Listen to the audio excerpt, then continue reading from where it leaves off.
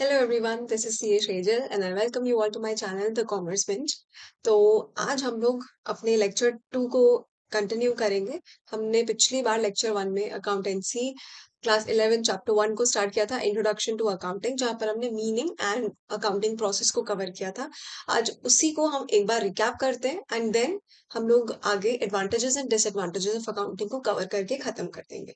Right, तो let's take a recap. सबसे पहले हम मीनिंग ऑफ अकाउंटिंग का रिकैप ले लेते हैं। यहाँ पर हमने समझा था अकाउंटिंग एक लैंग्वेज है जिसमें बिजनेस आपसे बात करता है एंड उसके मीनिंग में आप क्या लिख कर आ सकते हो एग्जामिनेशन में कि it is an art of recording, यानी कि ये एक आर्ट है। आर्ट का मतलब मैंने बताया था आपको कि आपको यहाँ पर रूल्स एंड रेगुलेशंस तो फॉलो करने ही है, इसके अलावा आपको अपनी क्रिटिकल थिंकिंग एंड जजमेंट भी लगाना होता है। तो ये केस टू केस डिफर कर सकता है, इसीलिए इसको एक आर्ट बोला गया है। तो आप यहाँ पर क्या करते हो, रिकॉर्ड करते हो जो बिजनेस में ट्रांजैक्शंस हो रहे हैं उनको रिकॉर्ड करते हो। क्लासिफाई करना मतलब एक तरीके के ट्रांजैक्शंस को एक जगह पर ग्रुप कर लेना। समराइज करना मतलब जो भी फाइनेंशियल इंफॉर्मेशन के जो यूजर्स हैं जैसे ओनर मैनेजर ये सब लोग हैं, इनके लिए आपको इंफॉर्मेशन को समराइज करके देना पड़ेगा, यानी कि इनको परोसी हुई इंफॉर्मेशन उतनी ही जितनी इन्हें रिक्वायर्ड है वो परोस के देनी पड़ेगी, उसे समराइज करना कहते हैं। एंड फाइनली आपको एनालाइज या इंटरप्रेट करना पड़ेगा जितनी भी फाइनेंशियल इंफॉर्मेशन आपको पता चले कि आखिर आपकी कंपनी ने इस साल कैसा परफॉर्म किया। And financial transactions and events के लिए ही आप recording, classifying, summarising and interpretation करते हो। इन टर्म्स ऑफ मनी करते हो। क्यों करते हो? ताकि आप कम्युनिकेट कर सको ये सारी इंफॉर्मेशन टू द यूजर्स, जिससे कि वो कुछ इंफॉर्मेटिव डिसीजंस ले सके अपने लिए। फाइन, अब हम लोग अकाउंटिंग प्रोसेस पर आ जाते हैं। नेक्स्ट यहाँ पर हमने समझा था कि सबसे पहले हम आइडेंटिफाई करते हैं कि कौन कौन से फाइनेंशियल ट्रांजैक्शन है, उनको हम आइडेंटिफाई करेंगे कि हाँ ये फाइनेंशियल ट्रांजैक्शन है, इसको मैं रिकॉर्ड कर सकती हूँ, इसको नहीं कर सकती हूँ। किन चीजों को कर सकते हैं रिकॉर्ड? सिर्फ वो जो कि आप मेजर कर सकते हो इन मनी टर्म्स। ठीक है, फिर सेकेंड स्टेप हमारा आता था मेजरिंग करना, यानी कि अगर आपका transaction is measurable then measure it in the second step.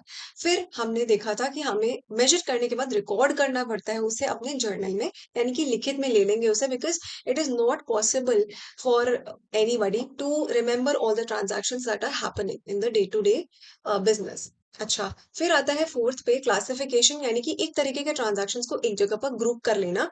उन उस एक जगह को क्या बोलते हैं जहां पर आप एक तरह के ट्रांजैक्शंस को ग्रुप करते हो? इंडिविजुअल लेजर अकाउंट्स होते हैं वो। जैसे राहुल का अकाउंट बनाया, उसमें राहुल से रिलेटेड सारे ट्रांजैक्शंस होंगे। कैश का अकाउंट बनाया, उसमें कैश में जो भी ट्रांजैक्शंस लेन देन हुई है वो सब होंगे। ठीक है, ओके। समराइजिंग में बात करें तो हम profit and loss account and balance sheet बनाते हैं, जहां पर हम ये इन्फॉर्मेशन समराइज करके प्रेजेंट करते हैं in an understandable and useful form to our users, जिससे कि बस उनको उतना समझ में आ जाए जितना उनको रिक्वायरमेंट है, बैक स्टोरी नरेट नहीं करते। एनालिसिस एंड इंटरप्रिटेशन, यानी कि हम अपनी परफॉर्मेंस देखते हैं कि हुई कैसे आखिर इस साल, पिछले साल से कंपेयर करना, देन इंडस्ट्री स्टैंडर्ड से कंपेयर करना, ये सब हम इस स्टेप में करते हैं। एंड फाइनली हम कम्युनिकेट कर देते हैं जो भी इंफॉर्मेशन है हमारे पास, वो यूजर्स को कम्युनिकेट कर देते हैं, जिससे कि वो अप्रोप्रिएट डिसीजंस ले सकें। ठीक, तो हमने एक अच्छा सा रिकैप भी कर लिया। यहाँ पे मैंने आपको निमोनिक दिया था, इससे आप इसको अच्छे से याद कर सकते हैं। हाँ जी, तो अब हम आ जाते हैं अपने डे 2 के कार्यक्रम पे। यहाँ पर हम एडवांटेजेस ऑफ अकाउंटिंग से शुरू कर रहे हैं। हर चीज का कुछ ना कुछ एडवांटेज होता है, तो डिसएडवांटेज भी जरूर होता है, वैसे ही यहाँ पर भी है। तो हम एडवांटेजेस से शुरू करते हैं। ये जो टॉपिक है उतना लाइकली नहीं है कि आएगा आपके एग्जामिनेशन में, लेकिन हाँ आपके दिमाग में ये पॉइंट्स होने चाहिए कि अगर आ भी जाता है तो आप बनाकर लिख लो अपने आप से। ठीक है, तो बहुत ज्यादा रटने की जरूरत नहीं है, बट हाँ दिमाग में बनाकर चलना इन पॉइंट्स को। तो सबसे पहला पॉइंट है एडवांटेजेस में कि ये आपको बहुत बेसिक पॉइंट्स है, फाइनेंशियल इंफॉर्मेशन प्रोवाइड करता है। भाई अकाउंटिंग का तो मेन पर्पज ही है ना, हम अकाउंटिंग हमने स्टार्ट ही क्यों करी थी एट द फर्स्ट प्लेस, ताकि बिजनेस में जो भी चीजें हो रही है मुझे अंत में जाकर ये तो पता चले एज एन ओनर कि आखिर मेरे को प्रॉफिट हुआ है कि लॉस हुआ है। मैंने इनफैक्ट यहाँ पर आपके लिए ना सारे की वर्ड्स ही डाल रखे हैं। वैसे आपकी बुक में आप पढ़ोगे तो थोड़ा थोड़ा 4-5 लाइन के पॉइंट्स दिए हुए होंगे, लेकिन मैंने आपके लिए यहाँ पे एकदम एग्जैक्ट कीवर्ड्स डाले हैं। तो आप इनको लिख के जरूर आना एग्जाम में अगर आता है तो। बाकी आजू बाजू का एक्सप्लेनेशन आप चाहे जो दो, एग्जामिनर आपको इस पे मार्क्स जरूर दे देगा। ठीक है, तो मुझे ये जानना है कि आखिर प्रॉफिट हुआ या लॉस इनकर किया मैंने अपने बिजनेस में। ठीक, तो सबसे पहला तो बहुत ईजी पॉइंट है फाइनेंशियल इन्फॉर्मेशन। दूसरा है मेमोरी को रिप्लेस करना। मैंने रिकॉर्डिंग में आपको कई बार बताया है कि ये पॉसिबल नहीं है किसी इंसान के लिए कि रोज के ट्रांजैक्शंस को याद रख सके, इसलिए हमें उसे लिखना जरूरी है। अकाउंटिंग में हम वही काम करते हैं। तो ये हमें असिस्ट करता है एक सिस्टमेटिक रिकॉर्डिंग करने में। बहुत इंपॉर्टेंट वर्ड है ये। सिस्टमेटिकली हम चीजों को रिकॉर्ड करते हुए चलते हैं, क्योंकि हम क्या करते हैं, पूरा हमारे पास ब्यौरा होता है एक इंसान के साथ क्या क्या ट्रांजैक्शंस हुए हैं, कौन कौन से दिन पर हुए हैं, कितने के हुए हैं। ये सब हमें एक एक इंडिविजुअल अकाउंट हेड से पता चल सकता है। तो ये हम अकाउंटिंग में करते हैं। तो ये एक सिस्टमेटिक वे ऑफ रिकॉर्डिंग है। ठीक है। And it obviates the necessity to remember, यानी कि आपको कुछ याद रखने की जरूरत नहीं है, इसके बाद सब कुछ लिखित में है। तो नेसेसिटी जो है रिमेम्बर आपको करने की जरूरत नहीं है इसमें। ठीक। फिर कंपैरेटिव स्टडी, यानी कि आपने पिछले साल कैसा परफॉर्म किया था, उसके पिछले साल कैसा परफॉर्म किया, इस साल कैसा परफॉर्म किया, ये आपको कंपैरिजन में हेल्प करता है। मोर ओवर आपकी इंडस्ट्री में और जो आपके कॉम्पिटिटर्स हैं उनके साथ में भी आपको कॉम्पिटिशन एक रहता है, राइट, कि उन्होंने अगर ऐसा परफॉर्म किया तो मैं क्यों नहीं कर पा रही, मैं कहाँ पर इम्प्रूव कर सकती हूँ। तो आपको अकाउंटिंग हेल्प करता है वो कंपैरेटिव स्टडी करने में। ठीक है। 1 ईयर के रिजल्ट को दूसरे से कंपेयर करना या इंडस्ट्री स्टैंडर्ड से अपने आप का कंपैरिजन करना। तो आप ये लिख सकते हो यहाँ पर भी ऐसे, इंडस्ट्री स्टैंडर्ड से भी कंपैरिजन करना, वो भी आप लिख सकते हो। उसके बाद बात करो अगर फैसिलिटेट्स लोन, क्या होता है ना कि आपको जो बैंक्स वगैरह है, कई बार कंपनीज को लोन्स की जरूरत पड़ती है एक्सपैंड करने के लिए, कि हाँ अब उन्हें पैसे चाहिए कि अब हमें और बिजनेस खोलना है और ऑपरेशन स्टार्ट करनी है। सपोज मेरे पास एक शुगर की फैक्ट्री है। ठीक है। मैं शुगर मैन्युफैक्चर करती हूँ, लेकिन अब मुझे इंटरेस्ट आ रहा है कि नहीं, मुझे थोड़ा सा शायद मान लीजिए कॉस्मेटिक की इंडस्ट्री में भी जाना है, तो मुझे उसके लिए पैसे चाहिए, मैं बैंक के पास जा सकती हूँ। तो जो लोन्स है ये बैंक्स ही ग्रांट करते हैं। किस बेसिस पे ग्रांट करेंगे, आपका पूरा ग्रोथ पोटेंशियल देखते हुए ही ये लोन्स आपको दिए जाते हैं। कि हाँ, अगर बैंक क्या देखता है कि अगर मैंने आपको लोन दिया तो आप उससे कुछ उस पैसे को कुछ अच्छी जगह पर लगाओ और उससे और पैसे बनाकर एक दिन मुझे मेरा पैसा ब्याज सहित लौटा दो। बैंक इसी उम्मीद में आपको लोन देता है, आपका ग्रोथ पोटेंशियल देख के। तो अकाउंटिंग क्या करता है, इंफॉर्मेशन अवेलेबल कराता है, क्योंकि जब आप अकाउंटिंग करते हो तो बैंक को पता चलता है कि आपका कब प्रॉफिट हो रहा है, कितना लॉस हो रहा है, कहाँ पर कितना कैश है आपके पास, कितना नहीं है, सब पता चलता है। आपकी परफॉर्मेंस एंड आपके असेट्स के बारे में अकाउंटिंग ही बताती है बैंक को। तो ये इंपॉर्टेंट है कि आपकी परफॉर्मेंस एंड असेट्स के बारे में बैंक को कौन बताता है, अकाउंटिंग बताता है। तो आपको ये ऐसे ही लिख कर आना है, मतलब not in flow chart form, obviously in paragraph form, कि बैंक्स आपको लोन ग्रांट करते हैं on the basis of your growth potential, which and accounting makes the information available regarding your performance as well as your assets। asset क्या होता है ये भी हमें नेक्स्ट चैप्टर में पता चलेगा, तो हम उस पे भी आएंगे। अभी 4 पॉइंट्स वैसे आपके लिए काफी है, क्योंकि ये आपका मैक्सिमम 3 से 4 नंबर का सवाल अगर आता है तो आ सकता है। तो 4 पॉइंट्स काफी है, बट 2 और देख लीजिए आप यहाँ पे, जस्ट इन केस आपको नहीं कोई ऊपर वाला पॉइंट याद आए तो आप ये लिख सकते हो। अकाउंटिंग जो आप पूरा अकाउंटिंग करके रखते हो अपने बिजनेस में, it serves as an evidence in court. कभी ऐसा हो गया कि आपके बिजनेस को कोर्ट में घसीट लिया गया, किसी ने आपके ऊपर कुछ केस दायर कर दिया, कुछ भी ऐसा हुआ, तो आपने जो रिकॉर्ड्स रख रखे हैं ना, वो कोर्ट में एज एन एविडेंस आप प्रोड्यूस कर सकते हो कि देखो भाई इस दिन पे ये ट्रांजैक्शन हुआ था, मेरे पास इसका ये एविडेंस है। ये सब चीजें आप कोर्ट में दिखा सकते हो। फाइन। क्योंकि अगर लिखित में कुछ नहीं होगा तो कोर्ट को आप क्या बताओगे जाके, समझ आई बात। कोर्ट तो भाई लिखित चीजों पर विश्वास करेगा। फिर आता है असिस्टेंस टू मैनेजमेंट। मैनेजमेंट को डिसीजंस लेने में भी हेल्प करता है अकाउंटिंग, कि आपको पता चलेगा आपने कैसा परफॉर्म किया इस साल, नेक्स्ट ईयर आपको किस टाइप के डिसीजंस लेने हैं, कहाँ सुधार करना है, क्या चीजें आप बढ़ा घटा सकते हो, वो असिस्टेंस मैनेजमेंट को प्रोवाइड करता है अकाउंटिंग। क्योंकि लिखित में नहीं रहेगा तो आप सब भूल जाओगे, सब हवा हवा में बातें होती रहेंगी, उसका कोई फायदा नहीं।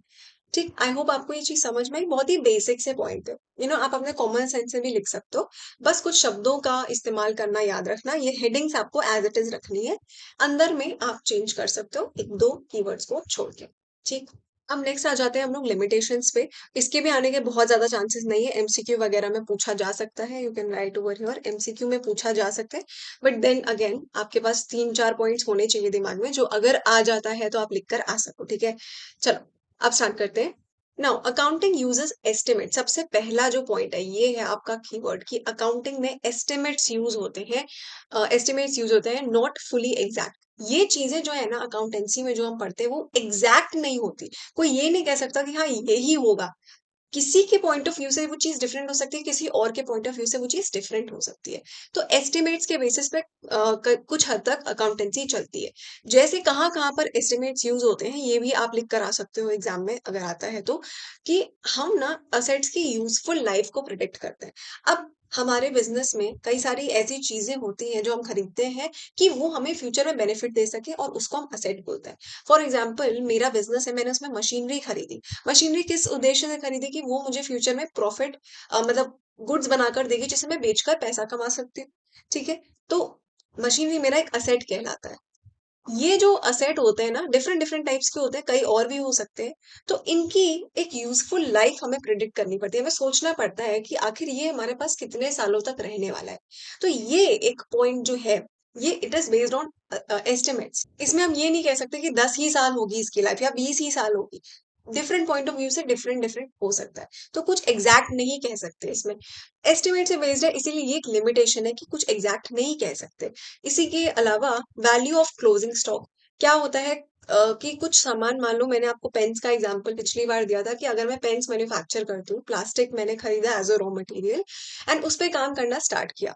मान लो 100 केजी प्लास्टिक मैंने खरीदा था, ठीक है? 100 केजी प्लास्टिक अगर मैंने खरीदा था, लेकिन उसमें से मैं इस साल कितने प्लास्टिक को एक्चुअली पेन्स में कन्वर्ट कर पाई, मान लो 80 केजी को ही मैं पेन्स में कन्वर्ट कर पाई। तो क्या हुआ 20 केजी जो बच गया ना उसे मैं क्लोजिंग स्टॉक बोलती हूँ। ठीक है? उसकी भी वैल्यूएशन होती है, उसको भी वैल्यू करना पड़ता है हमको साल के अंत में और वो भी एग्ज़ैक्ट नहीं होती, एस्टिमेट बेसिस पर ही होती है वो भी। तो ये जो चीज़ें हैं ना, वो अकाउंटेंसी को थोड़ा-सा वल्नरेबल बनाते हैं कि कुछ एग्ज़ैक्ट नहीं है यहाँ पे। नेक्स्ट पॉइंट पे आते हैं अनरियलिस्टिक इन्फॉर्मेशन प्रेजेंट करता है अकाउंटिंग कैसे बिकॉज यहाँ पर हम हिस्टोरिकल कॉस्ट बेसिस पे काम करते हैं। अब ये क्या होता है भाई, नए नए शब्द देखने को मिल रहे होंगे, टेंशन मत लो, धीरे धीरे डिटेल समझोगे ना तो ये पॉइंट्स आपको एकदम ही चूहा लगेंगे बिल्कुल। ठीक है, चलो समझते हैं हिस्टोरिकल कॉस्ट क्या होता है। एक ओवरव्यू दे देती हूँ हल्का सा। आपके दादाजी नानाजी के टाइम की बात अगर सोचा जाए तो कुछ 1960 1980 के बीच की बात रही होगी। हो सकता है उन्होंने कोई प्लॉट वगैरह परचेज किया हो। आप मतलब आपके घर में ऐसा हो सकता है कि उन्होंने प्लॉट परचेज किया था। सपोज करो उस टाइम के हिसाब से उनको 50,000 रुपीज पे वो प्लॉट मिल गया। अकाउंटिंग क्या बोलता है कि अगर 1970 की मान लो ये बात है, तो अगर आज की डेट पर ले आओ इस चीज को यानी कि 2025 की बात करें तो अकाउंटिंग बोलता है नहीं नहीं ये तो आज भी 50,000 का ही रिकॉर्ड करो। अब आप मुझे बताओ क्या ये पॉसिबल है? लैंड की वैल्यू हर साल कितनी फटाफट बढ़ रही है ये मुझे आपको बताने की जरूरत नहीं, इतना आपको प्रैक्टिकल वर्ल्ड का अंदाजा होगा कि प्लॉट की वैल्यू, लैंड की वैल्यू हर साल बढ़ रही है। तो क्या ये लैंड आज भी 50,000 का होगा क्या? नहीं, बहुत महंगा हो चुका होगा। तो भी अकाउंटिंग क्या बोलता है कि नहीं नहीं ये 50,000 का ही रिकॉर्ड करो, हिस्टोरिकल कॉस्ट जो उसकी एक्चुअल कॉस्ट थी उस बेसिस पे रिकॉर्ड करो। It is not shown on current value. तो ये एक इसका ड्रॉबैक हो जाता है अकाउंटिंग का, अनरियलिस्टिक बात को प्रेजेंट करता है सबके सामने। ठीक है, चलो यहाँ पे मैंने एग्जाम्पल भी लिख दिया है आपको और ये काम आएगा। वैसे मैंने यहाँ पे एक पर्सनल एग्जाम्पल ले लिया है कि दादाजी का प्लॉट वाला। बिजनेस के मामले में बिजनेस ने कोई प्लॉट खरीद रखा होगा या कोई बिल्डिंग बना रखी होगी उसकी बात होती है। ठीक है, चलो नेक्स्ट थर्ड पॉइंट पे आते हैं। काफी इजी पॉइंट है ये तो, कि हम अकाउंटिंग में क्वालिटेटिव फैक्टर्स को कंप्लीटली इग्नोर कर देते हैं, ओनली क्वांटिटेटिव फैक्टर्स पे ध्यान रखते हैं। मैंने तो आपको ये चिल्ला चिल्ला के कल से बता रखा है कि अकाउंटिंग में खाली फाइनेंशियल ट्रांजैक्शंस की जगह है, यानी जिन चीजों को आप पैसों में नाप सकते हो सिर्फ वो ही यहाँ पर आएंगी अकाउंटिंग में। उसके अलावा कोई चीज कितनी भी अच्छी हो, कोई चीज कितनी भी बुरी हो, वो नहीं आ सकती। तो क्वालिटेटिव फैक्टर्स को इग्नोर किया जाता है कंप्लीटली। जैसे अगर आपकी क्वालिटी, आपका जो मैनेजमेंट है ना बहुत अच्छे से हर चीज को मैनेज कर रहा है, डिसीजंस बहुत अच्छे से ले रहा है, आपके ऑफिस में बहुत अच्छा एनवायरनमेंट बना हुआ है, this is a good thing. But you do not but it does not find a place in accounting because आप इसको पैसों में नहीं नाप सकते। वैसे ही अगर आपने कोई नया सीईओ अपॉइंट किया है, आप उस फैक्ट को आप नहीं नाप सकते पैसों में।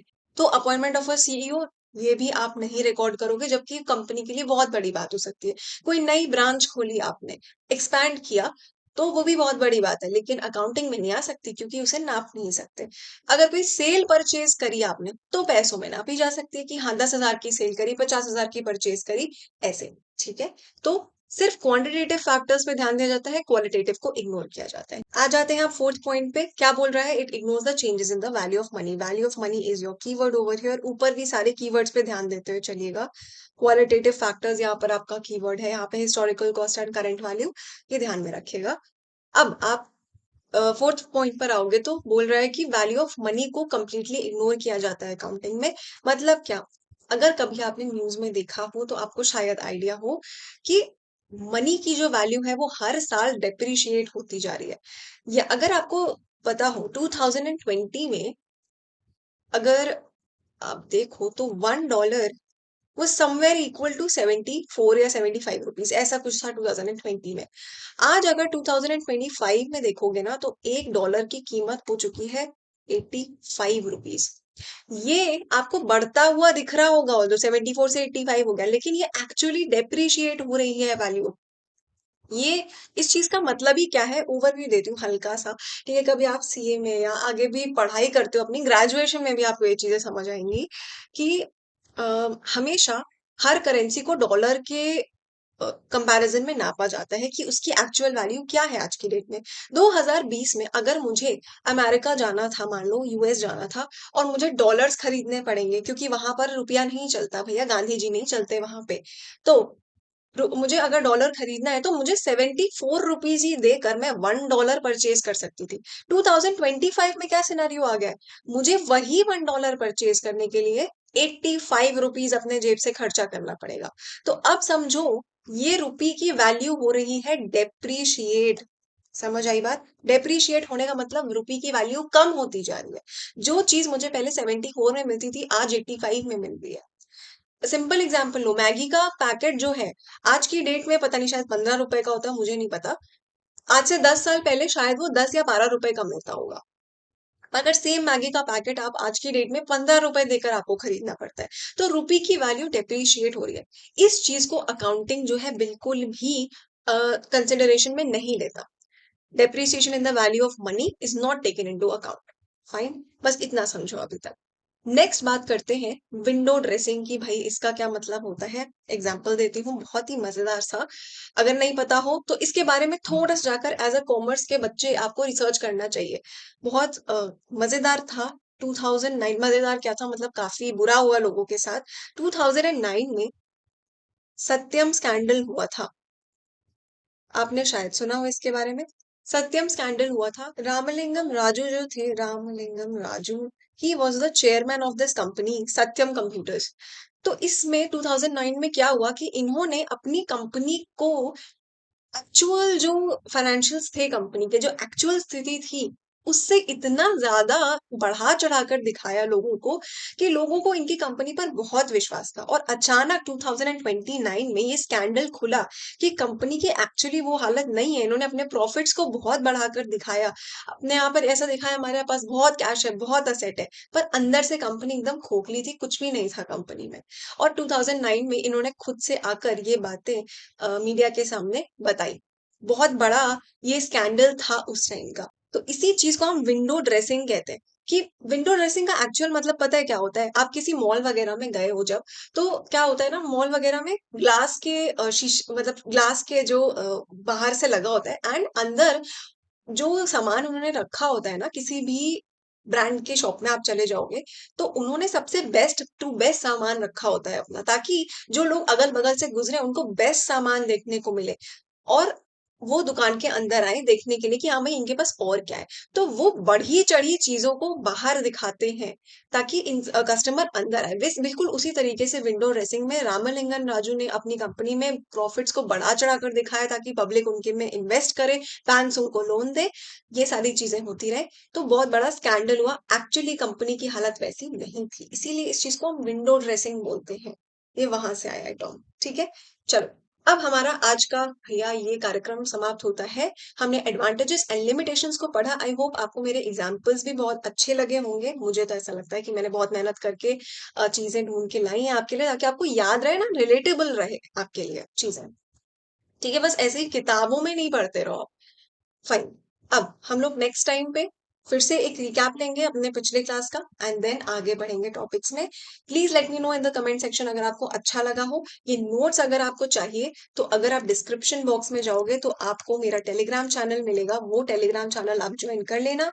एंड ऑल्सो आप मुझे टेलीग्राम पर ही मैसेज ड्रॉप करके बता सकते हो if you want a class, ठीक है। और you can mail me at shrejaCB@gmail.com। Fine, I will be happy to help you out with your classes. मेरे अपनी क्लासेस है class 11th and 12th accountancy के लिए। Fine, so I see you in the next class now.